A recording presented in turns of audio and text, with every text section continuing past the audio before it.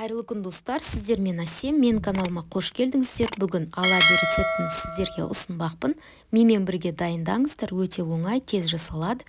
Бізге керекті заттар ұн, жұмыртқа, содасы, тұз және айран қажет. Айранымыз міндетті түрде бөлме температурасында жылы болу керек. Айран, жұмыртқа, тұзымыз салып, барлығын жақсылап араластырамыз. Егер айрандарыңыз суық болса, оладьи көтерілмейді, сол себепті айрандарыңызды жылытып алған дұрыс. Енді ұнымызды бірнеше бөліктерге бөле отыра салып, барлығын жақсылап араластырамыз.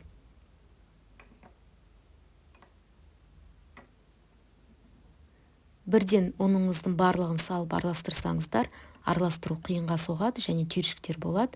Сол себепті бірнеше бөліктерге бөліп саламыз. Ең соңында біз ас содасын салып, тағы да қамырымызды араластырамыз.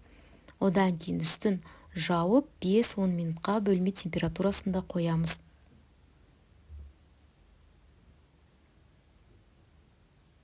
Оладьи қамыры біраз демалды. Енді қуыруға дайын.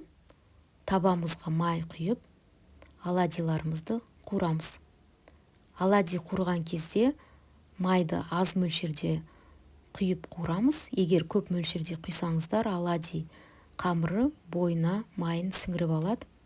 Сол себепті аз майда және баяу отта қуырамыз. Егер де сіздер қатты отта қуырсаңыздар, оладьиларыңыз көтерілмей қалуы мүмкін және ортасы піспей қалады. Сол себепті асықпай баяу отта пісіреміз.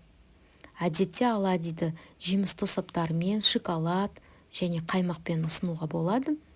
Балаларға өте ұнайды. Таңғы асқа тез, оңай жасалады. Өте үлпілдек, нәзік болып шығады. Жұмсақ. Мен оладьимді қаймақпен бердім.